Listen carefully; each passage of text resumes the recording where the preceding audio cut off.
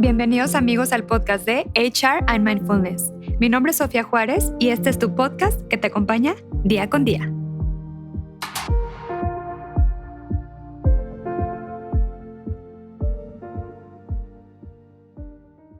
Bienvenidos amigos aquí a otro episodio más de HR and Mindfulness. El día de hoy les traigo a un invitado muy especial. La verdad les va a encantar porque tuvo la oportunidad de asistir aquí con nosotros y darse un espacio. Les platico un poquito acerca de su trayectoria. Él es psiquiatra y psicoterapeuta familiar. Cuenta con una especialidad en psiquiatría por la Universidad Autónoma de Nuevo León. Es miembro actualmente de la Asociación Psiquiátrica de Nuevo León y es maestro invitado del Seminario de Monterrey desde hace 33 años. Con ustedes, el doctor Ricardo Elizondo Quintanilla. ¿Cómo estás, Ricardo? Muy bien, Sofía, ¿tú? Excelente, muy bien, muy contenta porque por fin te tenemos aquí el día de hoy y vamos a hablar de un tema, la verdad, muy padre. Creo que a la gente le va a gustar mucho y bueno, es el trastorno límite de la personalidad. Muy bien, así es. Excelente, pues empecemos. A ver, Ricardo, platícanos un poquito cuál es el trastorno límite de la personalidad. Mira, antes de empezar con eso, déjame empezar con un detalle de lo que es la personalidad. Ok.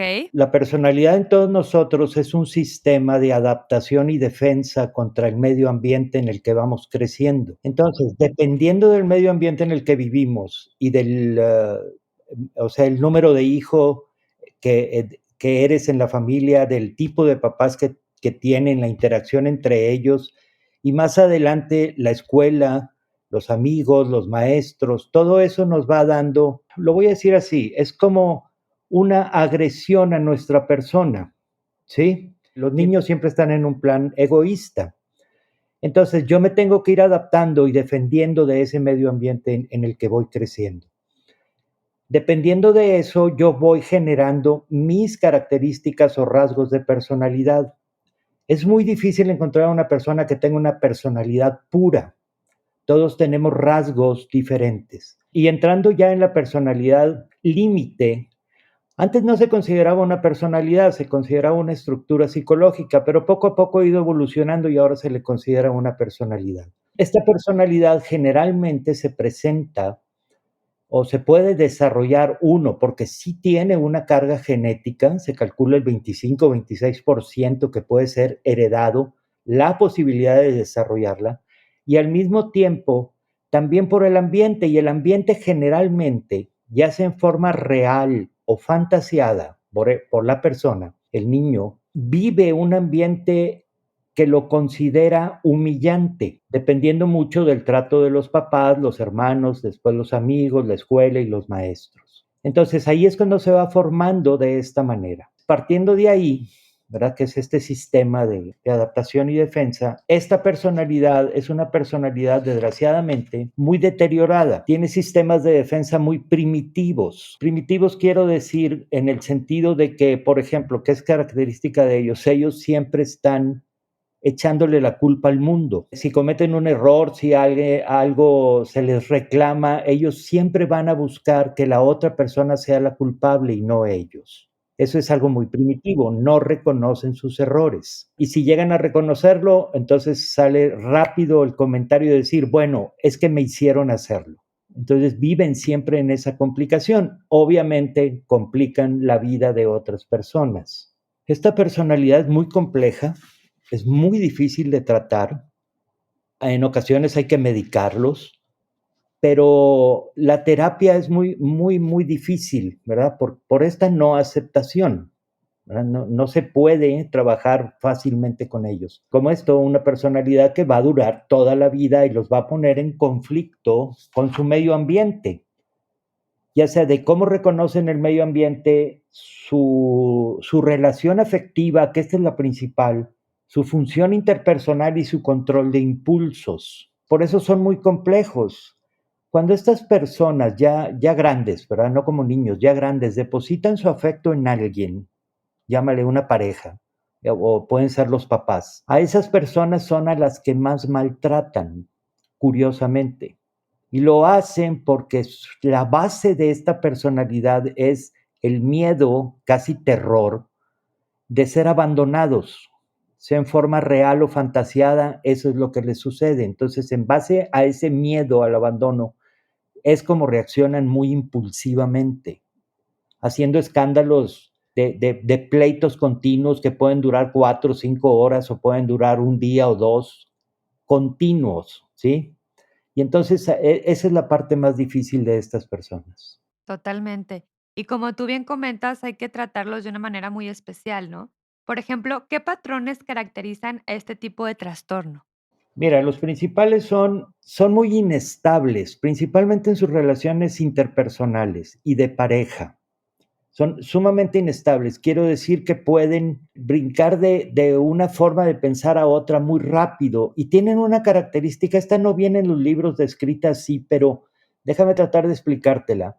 Tú puedes tener un conflicto con una pareja que es de esta forma, te hace un escándalo, las cosas se ponen muy feas y hasta que tú cedes, entonces la pareja, o sea, él o ella, se calma.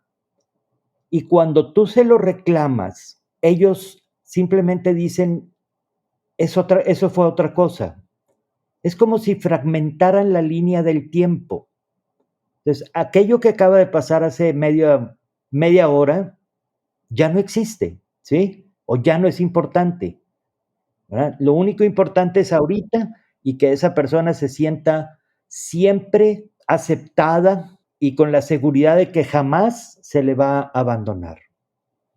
Tienden mucho a someter a su pareja afectiva. Ese es el medio por el cual intentan que no se vaya. Es contraproducente, pero así lo hacen.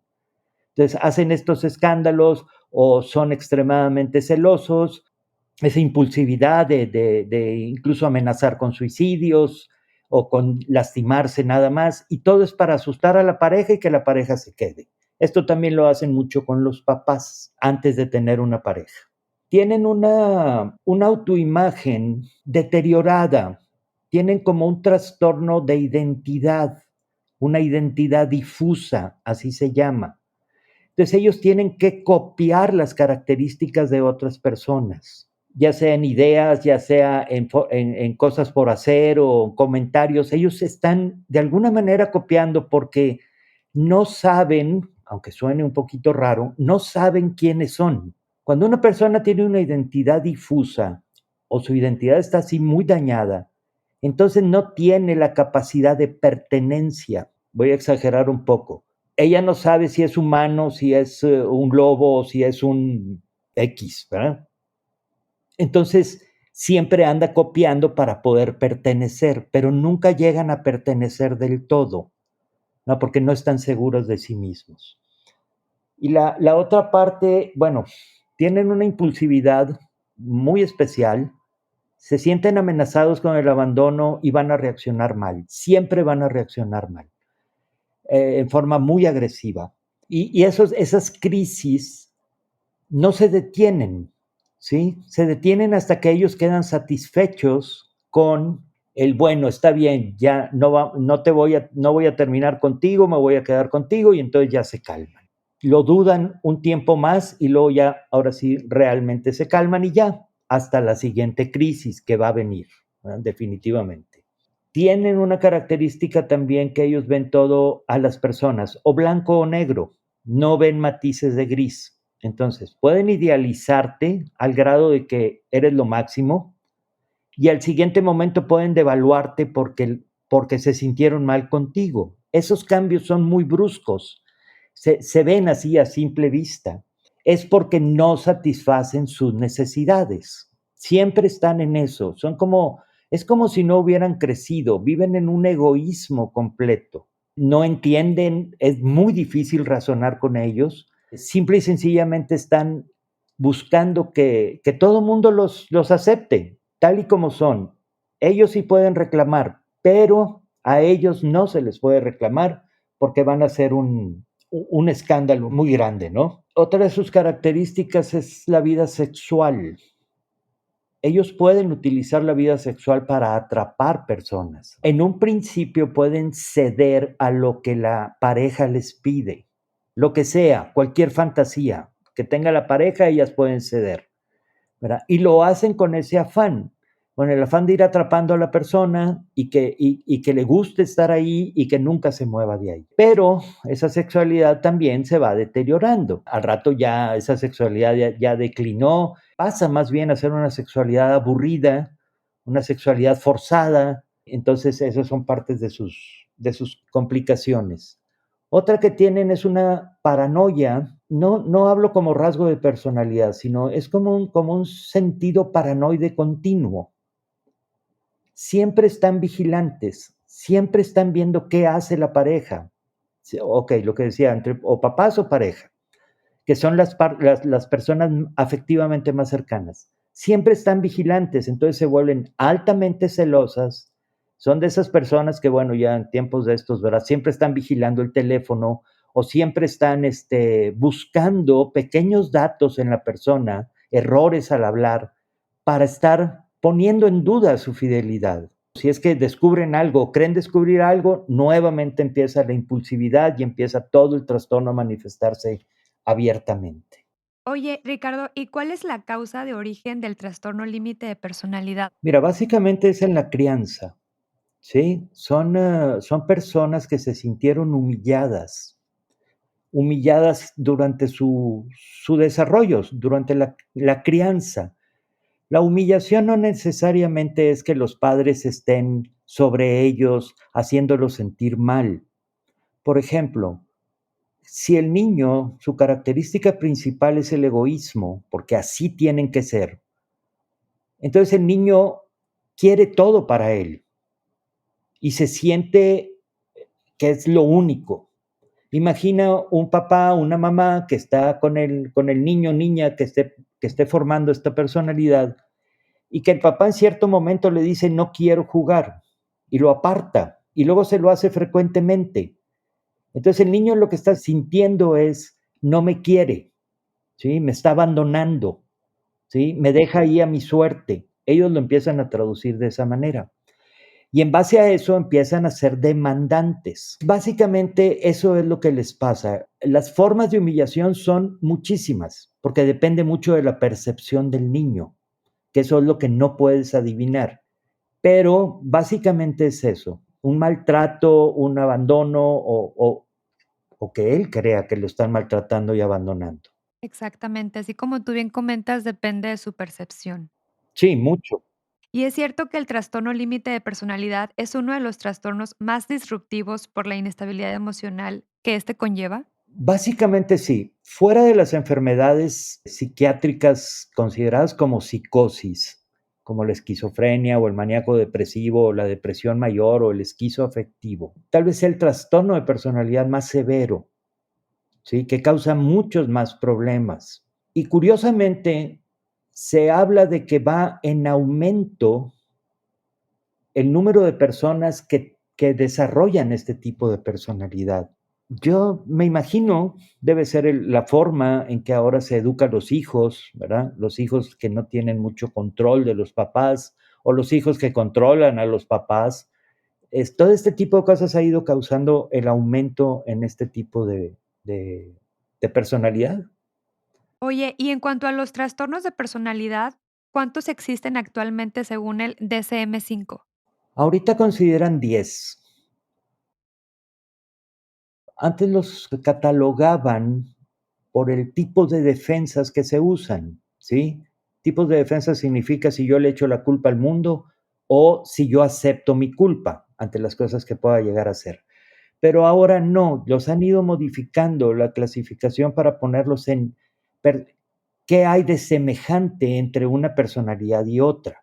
Sí, hicieron 3 grupos, donde uno son los paranoides, los esquizoides y los esquizotípicos. Y luego los antisociales, los limítrofes, los histriónicos y el narcisista. Y luego la personalidad evasiva, la dependiente y la obsesivo-compulsiva. Esas, cada uno tiene cosas similares entre ellos. El limítrofe es muy grave, pero existen otras que pueden ser un poquito más graves, como la personalidad antisocial, ¿verdad? Y a veces la personalidad paranoide, porque el paranoide puede volverse muy violento si llega a los grados psicóticos.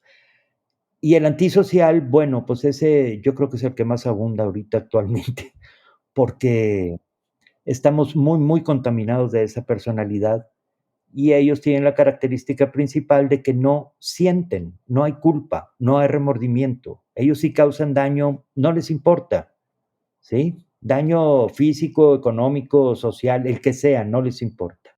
No tienen esta empatía, claro. Sí, cero empatía, es cero empatía.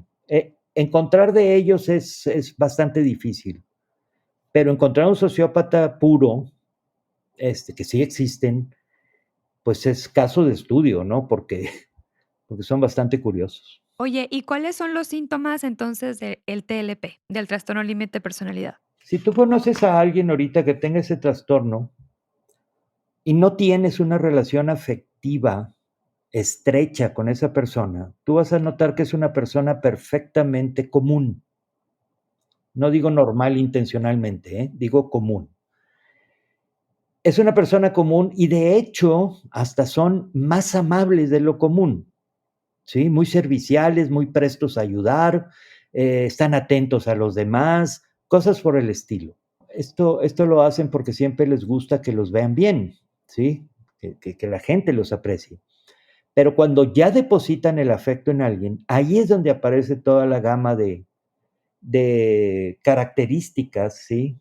Que era la inestabilidad tanto en las relaciones interpersonales, en la afectividad, en la autoimagen.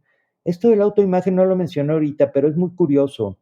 Generalmente una persona limítrofe no tiene mucho interés en cómo lo vean los demás. Puede vestirse mal, puede no bañarse, puede no asearse, y ella, me refiero, y esa persona quiere que se le siga tratando igual, porque no tienen una buena relación consigo mismos. Su autoimagen no es importante, simple y sencillamente los demás me aceptan y punto. Haz de cuenta, esto es muy parecido al narcisista, haz de cuenta que estas personas le están cobrando a su pareja o lo que el mundo, según ellos, les debe. El mundo, la vida les quedó a deber y ahora tú me lo pagas. Y empieza toda esa demanda. Totalmente. Oye, ¿y cuáles son los mínimos patrones que tiene que tener alguien para saber que esa persona tiene TLP? Los mínimos, bueno, podría ser unos 4 elementos son suficientes, pero principalmente que tenga una idealización y devaluación de las personas, que lo tenga presente, la alteración de la identidad, el esfuerzo por evitar el abandono, sea real o fantasiado, y el trastorno de la autoimagen. Con eso ya tienes una idea clara de que la persona tiene esa personalidad. Oye, ¿y cuál es el tratamiento, Ricardo, ideal para las personas con TLP? Platícanos. Mira, bueno, principalmente uno, es la psicoterapia, y si es psicoanalíticamente orientada, mejor. ¿Para qué? Para ir a explorar el pasado, ir a explorar la infancia. Ese sería el mejor tratamiento y muchas veces nos tenemos que apoyar de medicamentos. Se usan medicamentos a veces antidepresivos, a veces ansiolíticos y muchas veces se usan antiepilépticos, porque las crisis emocionales que ellos tienen es como una irritabilidad del cerebro. Entonces, con los antiepilépticos se puede contener un poco eso. Hay algunos que mejoran bastante, otros no responden al tratamiento, pero es delicado cuando tienes que usar medicamentos ansiolíticos que son adictivos. Estas personas pueden tender fácilmente a crear una adicción del medicamento y después, por su intensidad, en su irritabilidad, pueden usarlos para amenazar o tratar de suicidarse. No lo logran, ¿verdad? Porque también tienen esa característica, amenazan, pero generalmente no lo hacen. Sí, se meten muchas pastillitas, pero esas pastillitas se meten cantidades que ellos prácticamente saben que no les va a causar un daño como para morirse, pero sí hacer un escándalo, eso es muy importante. Pero en una psicoterapia es difícil, porque uno, no van por voluntad propia, generalmente los mandan de su casa o la pareja les pide que vayan. Y cuando van en esa condición, pues ellos van simple y sencillamente a que el doctor a ver qué les dice, ¿sí? Y la psicoterapia así no funciona. Entonces, hay que ir poco a poco, irlos convenciendo, irlos haciendo ver este trastorno, ¿verdad? Cómo funcionan y no funcionan y todo esto. Una vez entrados en la terapia, ya que lograste convencer a la persona, empieza prácticamente una lucha. Claro, el terapeuta no debe caer en ello, pero déjame decirlo así, es una lucha de tratar de ir viendo qué fue lo que pasó en la infancia, porque lo primero que te narran de su infancia es que su infancia fue perfecta, que todo fue, bueno, de maravilla, que papá y mamá, no sé, habían bajado del cielo, ¿no? Para atenderlos a ellos. Y todo lo ven bonito, todo fue perfecto, ¿verdad? Y cuando le confrontas estas partes, ¿verdad? Y entonces, ¿por qué eres así? ¿Verdad? Entonces ahí es donde se enoja y se va y nunca vuelve, o si ya tienes una buena relación con esa persona, empieza a defenderse, ¿sí? Que no sabe qué pasó, que él es así o ella es así, y empieza todo ese juego.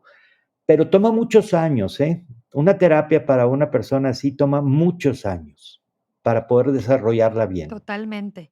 Oye, Ricardo, ¿y tiene cura, de por vida este trastorno? En realidad no. De hecho, la personalidad de cada uno, los rasgos que tenemos son de por vida. Podemos llegar a conocerlos bien a través de una terapia y entonces manejarlos y podernos ir adaptando mejor, pues, al sistema, ¿no? A nuestra pareja, a nuestra sociedad, a nuestro trabajo. Pero estas personas tardan mucho en lograr eso, muchísimo, ¿no? Porque ellos recuerdan que no tienen la culpa de nada.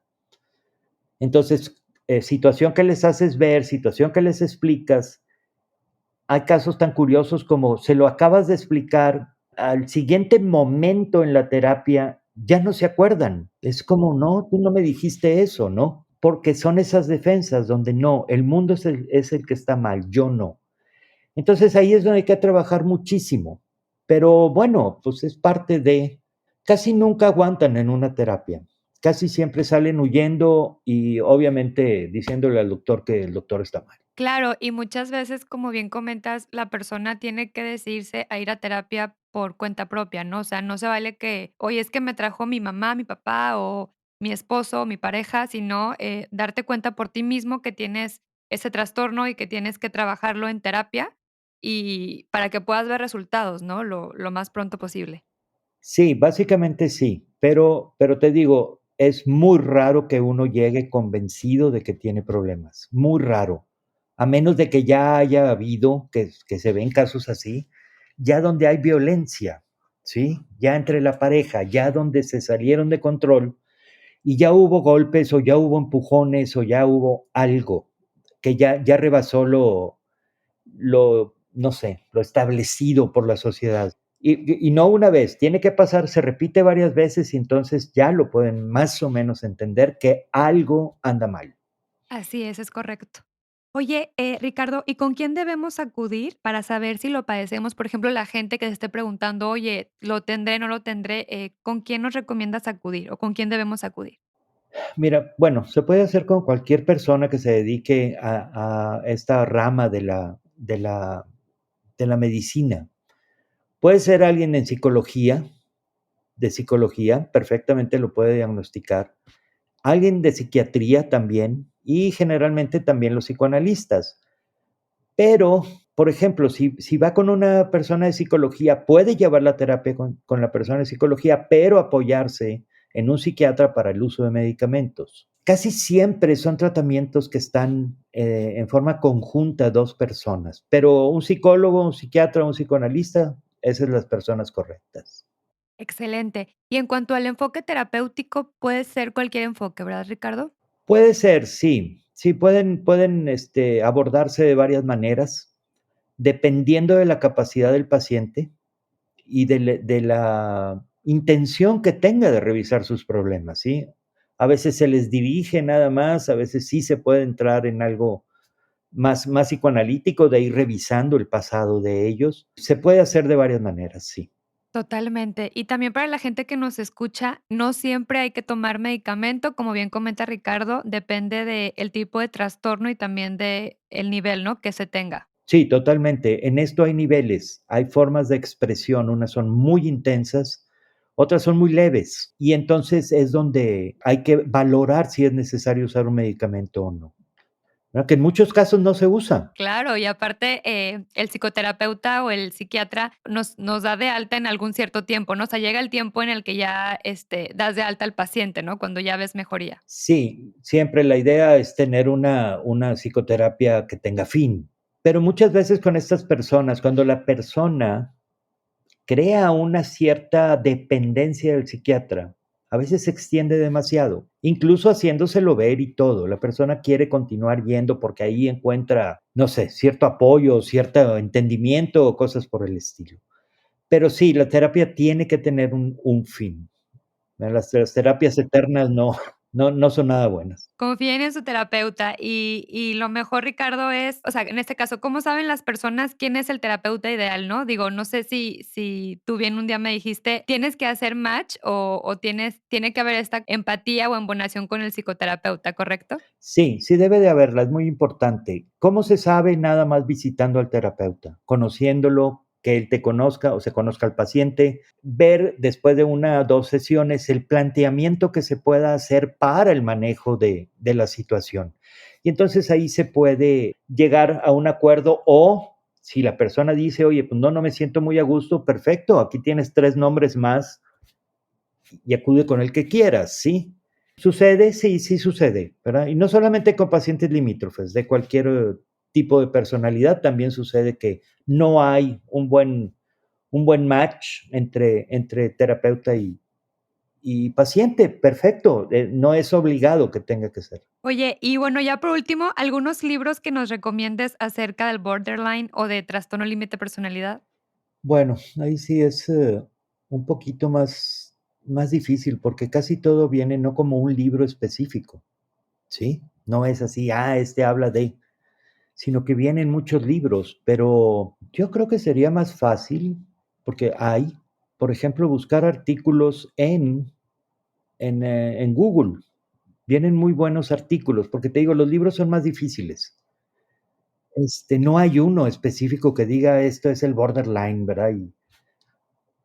Hay uno que no habla específicamente del borderline, pero está muy cercano, y de hecho debe de estos pacientes lo son, que se llama el acoso moral, de la doctora Irigoyen, se apellida, Marie-France Irigoyen.